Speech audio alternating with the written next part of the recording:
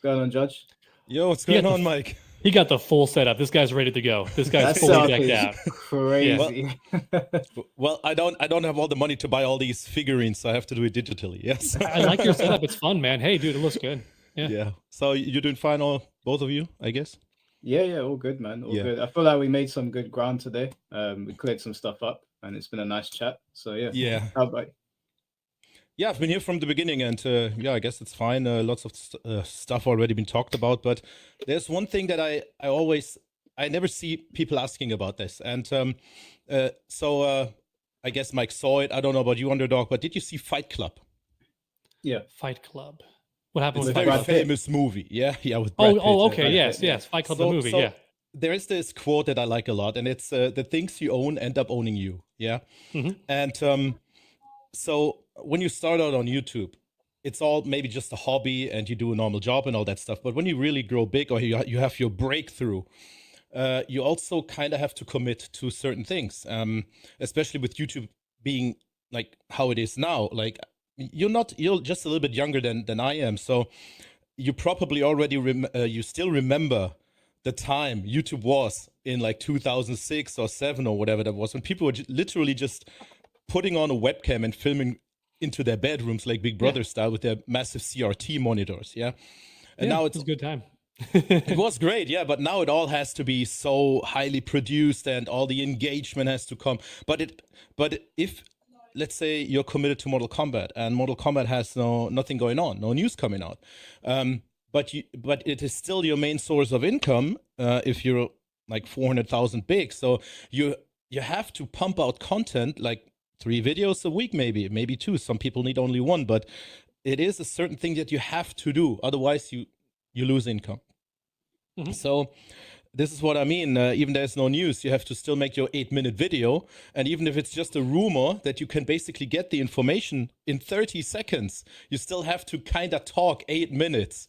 And could it be that this is also a factor why people think it's clickbaity, or they watch an 8-minute video and nothing happens, or the information they just read on Reddit already in 20 seconds, and then they getting angry at you? I guess that's also a factor. So what do you think about that development, that you also have to kind of play the game that YouTube is nowadays?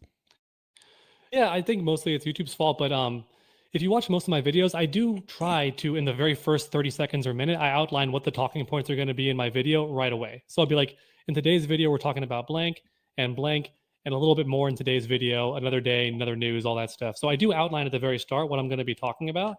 So I try to be honest in that regard. Here's what I'm covering in the video. Here it is.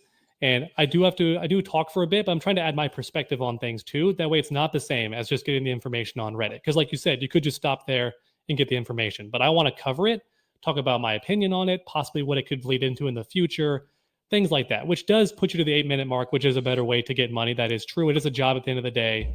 And YouTube made that choice that they want the content to be longer, so they disincentivize shorter videos. That is true, unfortunately.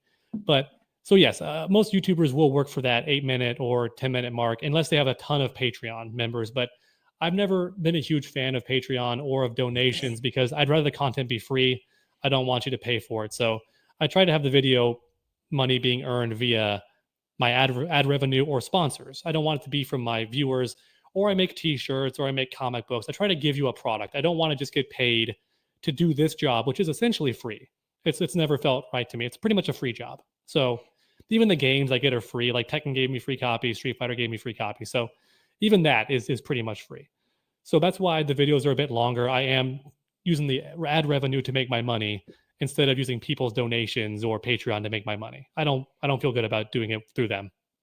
But sometimes you feel like you have to do it, even if you don't want to do it, right? It's part of the job. Yeah, it's like going to the office when you don't want to do it someday, right? So the cool thing is I always like making my videos. Like I actually do. I do like making my videos. I want to definitely start steering into other content because I do actually enjoy Street Fighter 6.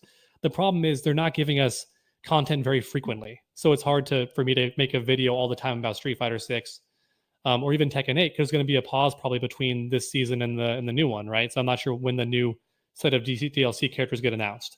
But with Mortal Kombat 1, due to the way they release content more regularly and also the fact there's drama and there's a lot of updates made on the game. And when they make an update, it's a pretty big overhaul, so I have like content for that too. I'm incentivized even through that to make more Mortal Kombat content. Back in the day, like I said, I would just cover whatever the new game was, and when a new game came out, go to that one. But lately, I find that MK1 just gives me more content, so that is true. But I do hold them to task on stuff. Like I was the only person who covered that Mortal Kombat 1 was being sold in parts of Africa, despite there not even being servers there. So they couldn't even play half the game. And they knew that, but they were still selling it there. And I brought that up. I was like, what the hell's going on here? So I'll still be negative about stuff. If it's a topic that is big and I want to cover it, I'll definitely talk about it. Or I should say big, or I want to cover it, because I cover small stuff sometimes. I just made a video about that Sub-Zero comment and made a whole video about it, and people liked it. So, yeah. I have a timer running as well. We're running out of time, so I just want to ask one last question, and that is, I don't want to hold too many minutes here. So, what do you think about the 2021 Mortal Kombat movie? Do you think it's great? Because I think it actually has. I mean, the costumes were good, the effects were good. You see moves from the game, but the environments, dude. It's just they're fighting in a trailer. Like the environments from the 1995 movie, those were ace, and this is still my favorite movie. But I was wondering, like, what do you think about the movie, the newest one? Do you think it was okay? The 2021 movie is guilty of a villain that two best friends, I'm not sure if you watched them, like super best friends, they referred to this man as Producer Chan.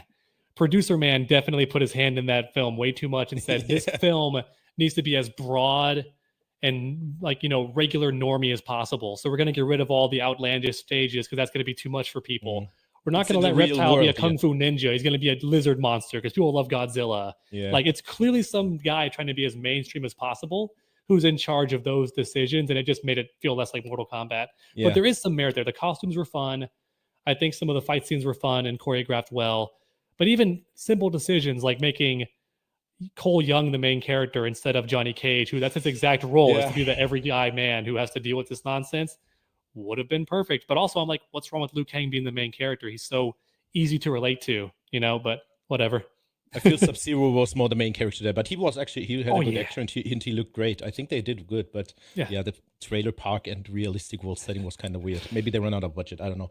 Anyways, okay. Very possible. Yeah. I wish you guys a great rest of the stream, of course. I'm still lurking in chat, and bring in the next guy, Mike. Have a good one. Thank you, bro.